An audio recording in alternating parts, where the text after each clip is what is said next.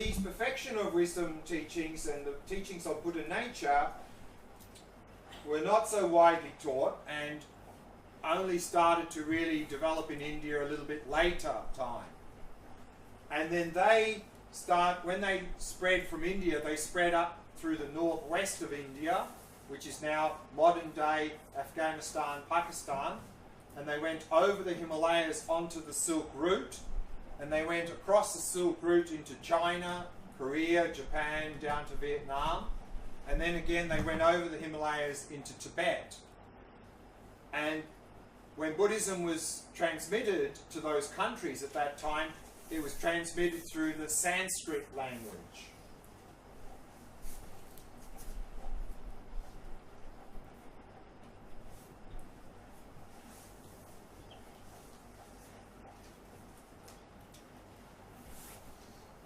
And those traditions nowadays collectively are called the Mahayana traditions.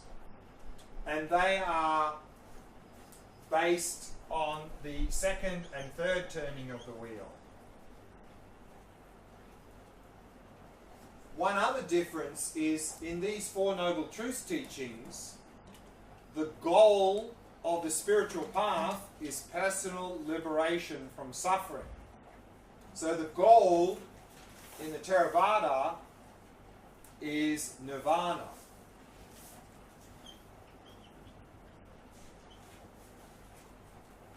Nirvana is a state of complete liberation from personal liberation from suffering. Whereas in the perfection of wisdom teachings and teachings on Buddha nature, in these teachings, the goal, the final goal of the spiritual path is enlightenment.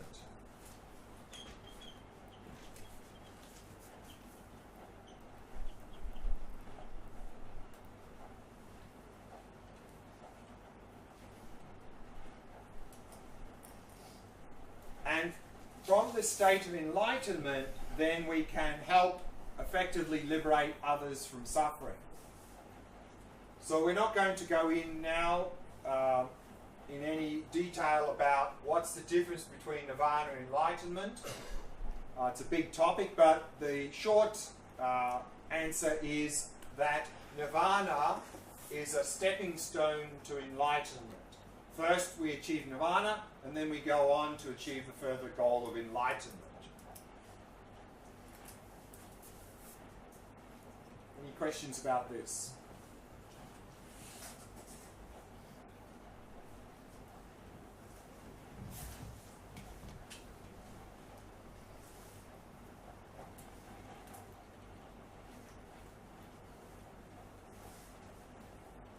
So what I'd like to do tomorrow evening is have a brief look at these Four Noble Truths teachings and see how they're the foundation of all Buddhist traditions. And then on Friday evening I'd like to look at this perfection of wisdom teachings a little bit, particularly a little bit this idea of emptiness. Just to get a bit of an understanding of these, because some of these topics, of course, you'll be going through in more detail in the coming years through this Buddhism A to Z program. So this is just going to be a very brief introduction into these systems of teachings. So then the Buddha taught various teachings for 45 years, and then at the age of 80 he passed into what's called parinirvana. And then the teachings of the Buddha spread, as I just mentioned, after the time of the Buddha. Initially, the Four Noble Truths teachings really spread mostly into those countries in Southeast Asia and Sri Lanka. These are now called the Theravada Buddhist traditions. And then these other teachings spread later over into China, Korea, Japan, and then to Tibet. And now these Buddhist traditions are called the Mahayana Buddhist traditions.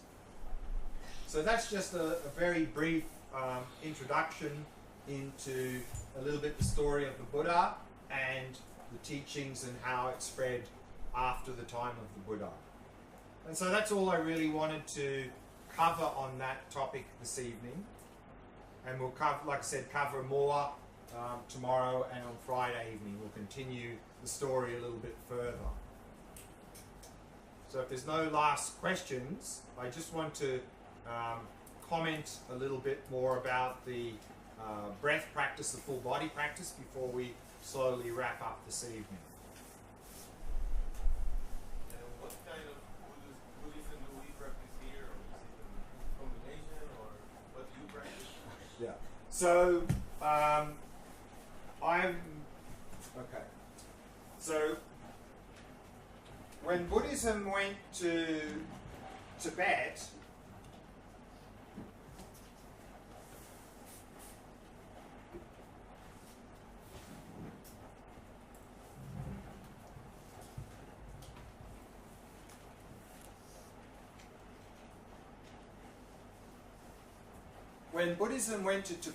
it first entered into Tibet around the 8th century, and there was a great Indian master called Padmasambhava who really introduced Buddhism into Tibet.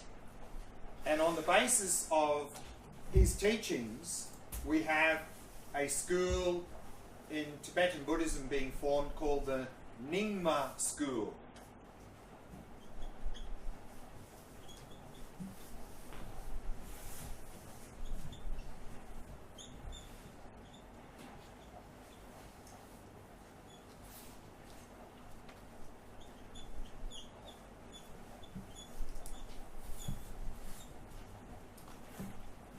And Nyingma is a Tibetan word. It literally means the old school. It means the original school of Buddhism in Tibet. So that was around the 8th century. And then shortly after that, there was a king came to power in Tibet who didn't like Buddhism and tried to wipe out Buddhism in Tibet.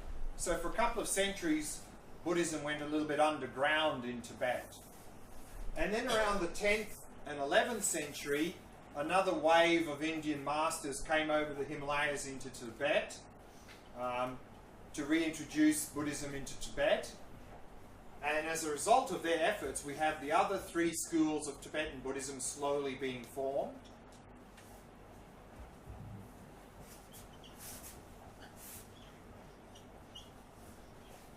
The first one is called the Kagyu school of Tibetan Buddhism.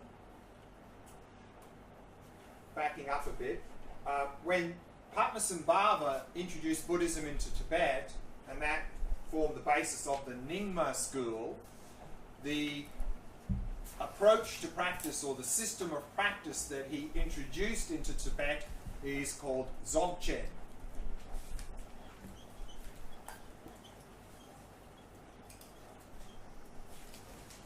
And Dzogchen is a Tibetan word.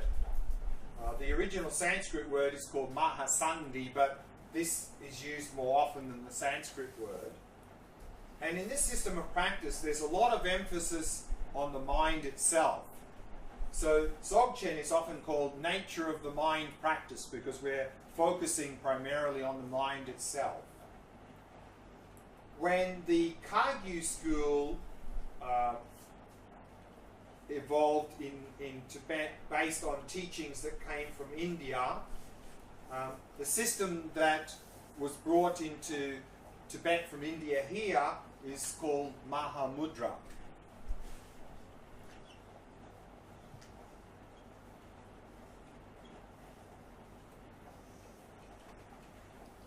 And Mahamudra is quite similar to Dzogchen in that it also is focusing on the mind, and it's also therefore called a nature of the mind practice.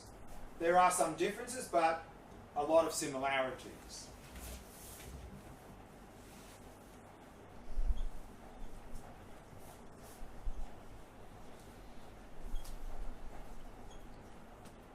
And then another school of Buddhism formed into Tibet called the Sakya school, and the system of practice that was introduced there from India is called Lamdre. Lamdre is a Tibetan word. It means paths and result. So that's another different system of practice that was introduced. And then Paths and result? Yeah, path and result. Path, lam, path. And then we have a fourth school of Buddhism forming into Tibet.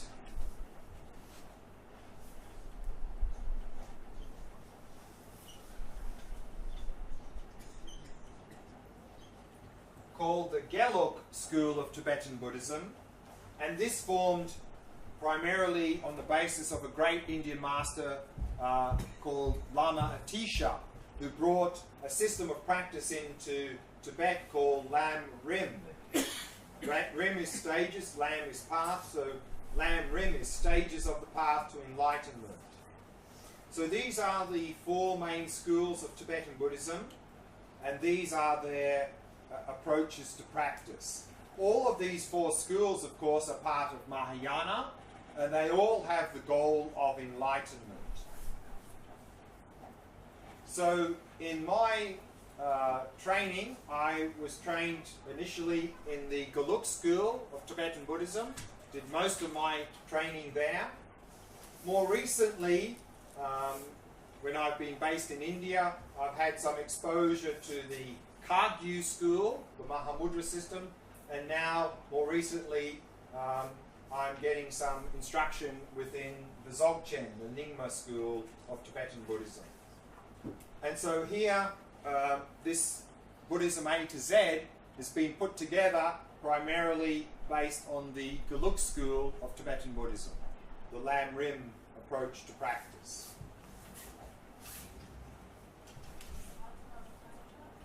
Okay.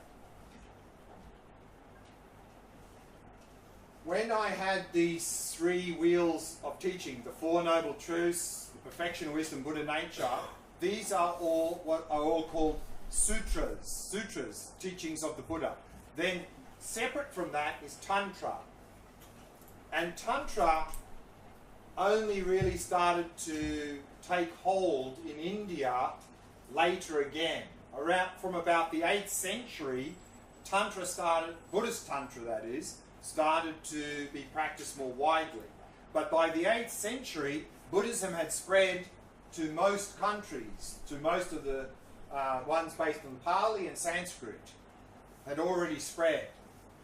Whereas it was around exactly that time that Tantra was starting to be practiced more in India, that Buddhism spread to Tibet. So included in the transmission of Buddhism into Tibet, we also have the Tantra level of practice. So in all of these systems of practice, we have the foundation level, and then on top of that, we have Tantra level of practice in all four of these. I have another question about the original teaching of the Buddha. How were they preserved? How were they preserved? How do we know what he taught back then? Yeah. At the time of the Buddha, the teachings were passed down from master to disciple. And so it was an oral tradition. It was only much later that it started to be written down. And generally, it was passed down only to those who were already highly advanced in the spiritual path and could retain those teachings. And also, of course, within Buddhism, we are to investigate the teachings that we hear. So the Buddha himself said, please don't accept anything I tell you merely out of devotion to me. Rather, you need to be like a goldsmith that checks and tests the quality of the gold before accepting it. So, therefore, we are not to just accept anything without checking it out. And also, another difference between the Theravada and the Mahayana is that in the Theravada tradition, it's generally accepted that there was only one person who achieved enlightenment in this world age, and that was Prince Siddhartha. The rest of us can only really achieve the goal of nirvana. Whereas in the Mahayana, particularly through these teachings of Buddha nature, it's understood that we all have the potential for achieving enlightenment, that we all have the potential to achieve exactly the same level as Prince Siddhartha achieved, that is, the goal of enlightenment. So that's also a difference between Theravada and Mahayana.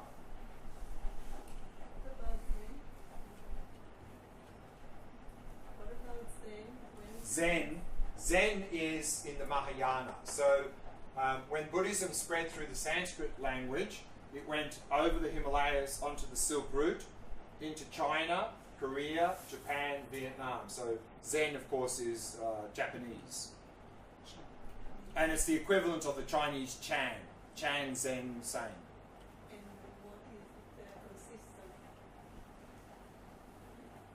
Theravada or It's Mahayana. Mahayana. Yeah, so it came through Sanskrit language.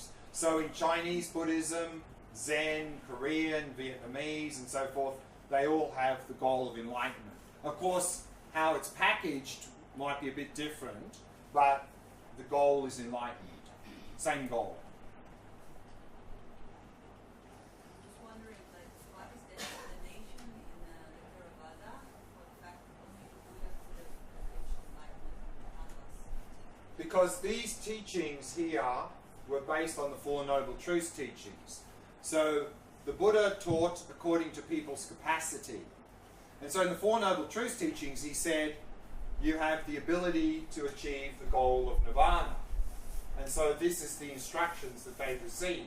And so it's based on that.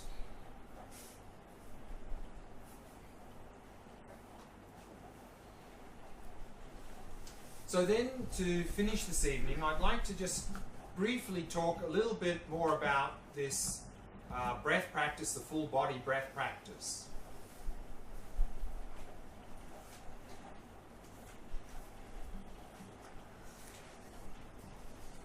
And again, just to comment a bit, I'll read a little bit again from this book, Attention Revolution by Alan Wallace. And he says the following on page 18. Mindfulness of breathing is universally emphasized for those who are especially prone to compulsive thinking. As the 5th century Buddhist master Asanga comments, if voluntary thoughts particularly dominate your behavior, then focus the mind in the mindfulness of the exhalation and inhalation of the breath. Since nearly everyone living in the modern world is coping with an overload of thinking, remembering and planning, this may be just what the doctor ordered, a general prescription for soothing and healing overworked bodies and minds. Although Buddhism generally encourages cross-legged meditation, the Buddha encouraged his followers to practice in any of the 4 postures of walking, standing, sitting and lying down. Any of these positions is perfectly suitable.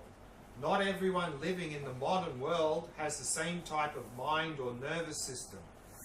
If you tend toward excitation, you may find lying down especially helpful for releasing the tightness and restlessness of your body and mind.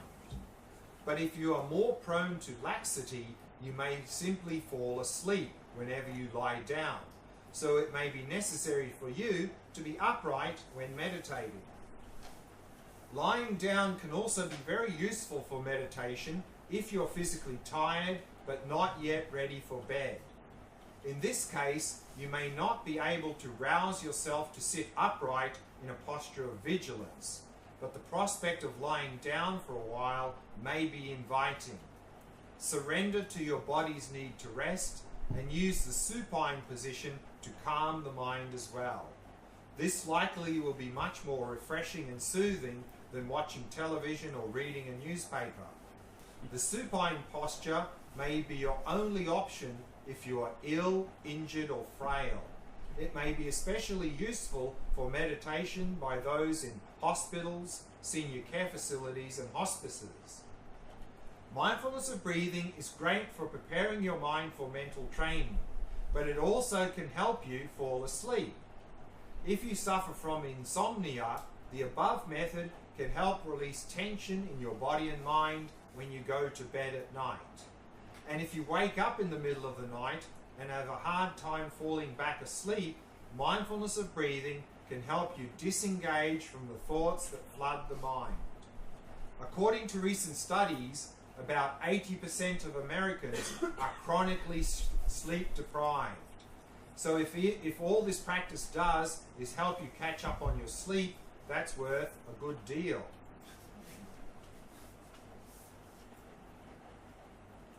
So just a couple of comments on this approach to this practice, this full body approach of using the Shavasana posture, lying flat on your back.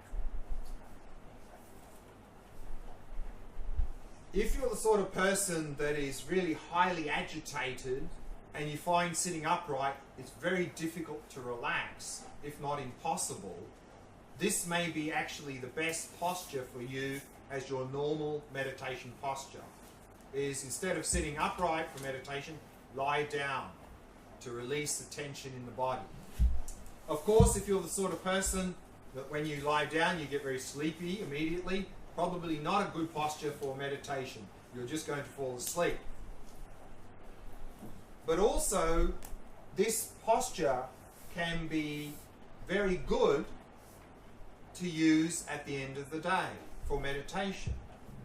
You know, if you want to meditate a little bit more at the end of the day, but maybe you're a bit physically tired, sitting upright, a little bit tiring, then you can use this posture for meditation in the evening. And as Alan Wallace said here, this can be a very good practice as a transition to sleep. So what is a very good thing to do is when you go to bed is to lie in the Shavasana posture. Flat on your back, hands a bit to the side, feet a little bit apart. And then you do this meditation. You just notice sensations of the breath throughout the body, and particularly on every out breath, you emphasize relaxing. Relaxing the body, relaxing the mind. And so you do this meditation as long as you can maintain some alertness. When you notice you're getting quite drowsy, then you mentally note your meditation is finished, and then you move out of that posture into whatever posture you use for sleep. So this can be a good way to meditate at the end of the day and a good way to transition to sleep, because often when we're going to bed, maybe we've had a hectic day, a lot of agitation and tension in the body and mind, a lot of thoughts churning over in the mind. We try to go to sleep and we find it difficult to fall asleep. So this can be a good method to help us to fall asleep by releasing tension in the body, releasing thoughts in the mind. And same again, if we wake up in the middle of the night and have a hard time falling asleep again, then we can go back into the Shavasana posture and do the same exercise, releasing thoughts in the mind, releasing tension in the body, and I think you'll find you'll fall asleep quite quickly. And even if you don't, then because you're so relaxed, you're getting a lot of the benefits of sleep anyway, rather than lying there worrying about not falling asleep. So therefore, I highly recommend this Shavasana posture.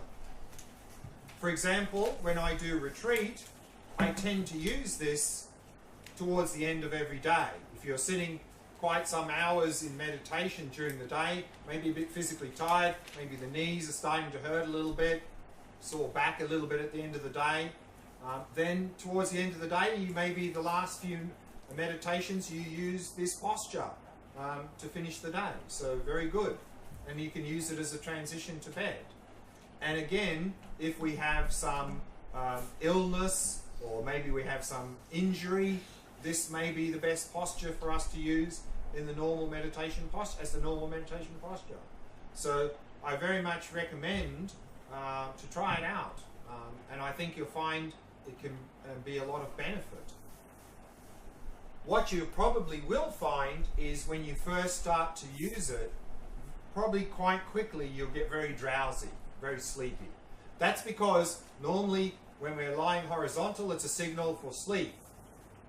So what I'd recommend is to only use this posture for meditation, and then you're going to start to associate lying in that particular posture not with sleep but with meditation. And then you may find you can use this posture to be very relaxed and to be really super clear for longer times. So you may use this as a normal posture.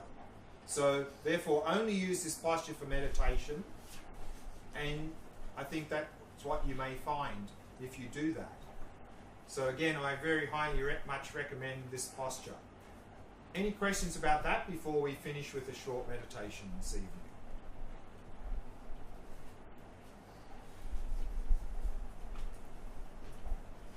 Okay, so we'll just finish with a short 15-minute meditation like yesterday evening. And again, just emphasizing relaxation, just releasing any tension in the body, releasing any thoughts in the mind.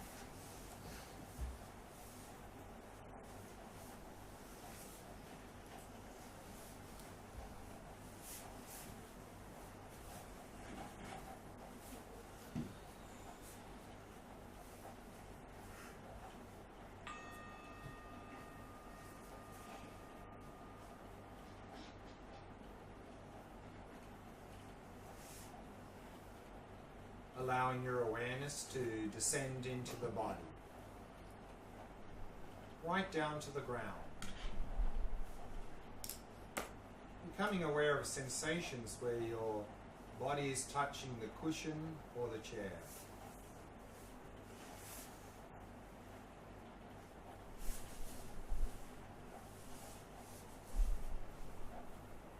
And then allow your awareness to rise up and fill the entire space of the body. Becoming aware of sensations throughout the body.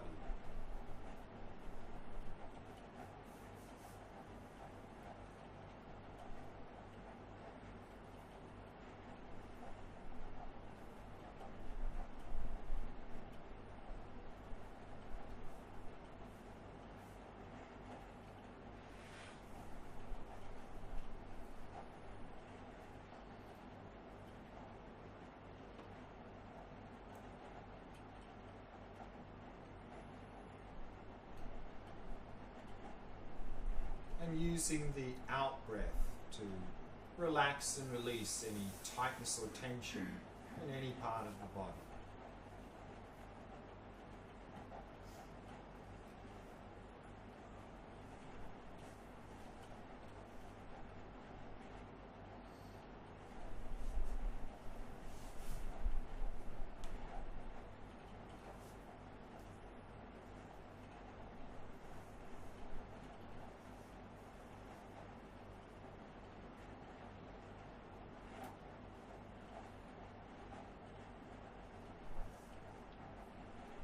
Bringing your awareness to the area of the face, softening and relaxing all the muscles in the face. The mouth and jaw, soft and relaxed. And all the muscles around the eyes, soft and relaxed.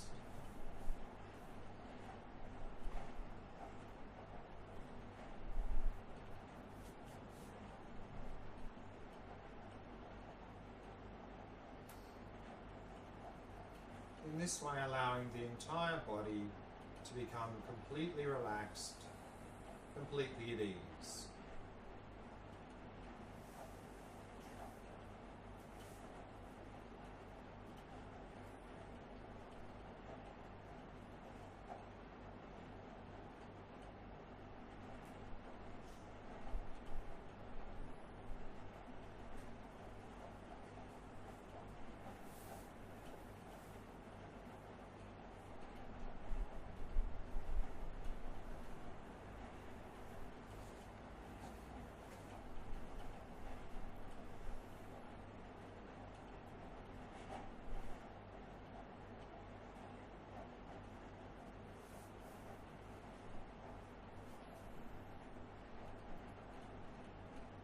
relaxing more deeply with each out breath.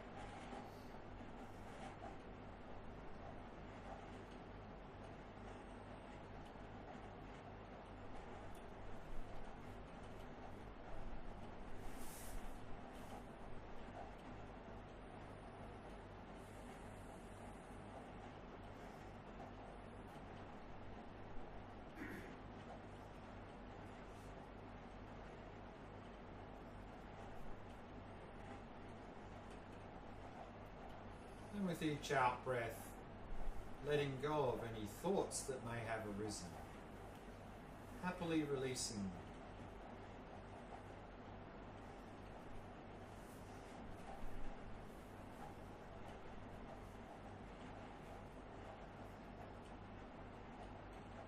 And simply allowing the mind to come to rest in the present moment.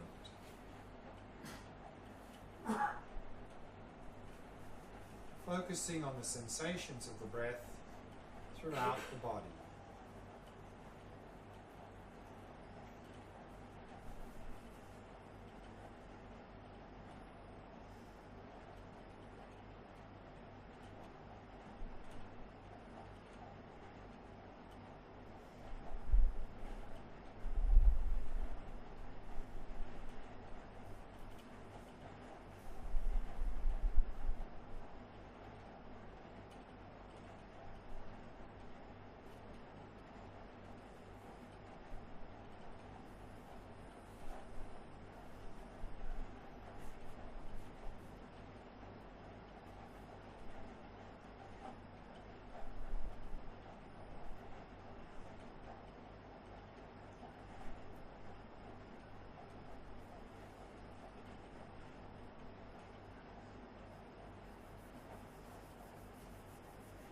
Using the out breath to relax and release any tightness or tension in the body.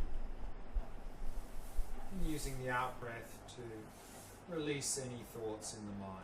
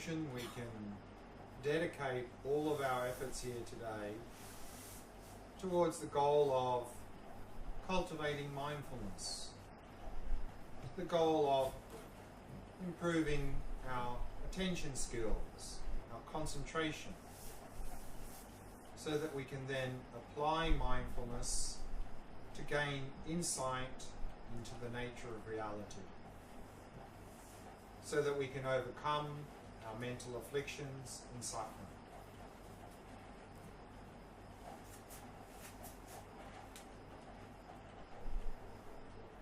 And so that then we can be more effective in helping those around us as well.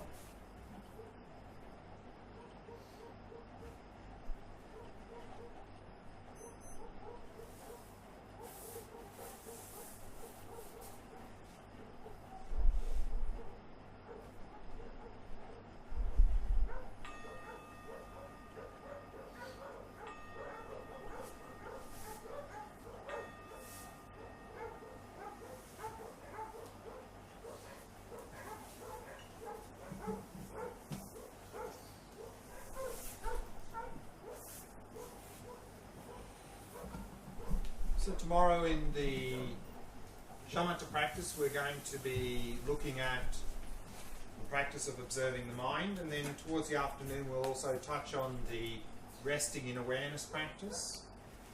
And then tomorrow evening we're going to look at these Four Noble Truths, the sort of foundation teachings of all of Buddhism. That's the program for tomorrow, so enjoy your evening. We'll see you in the morning.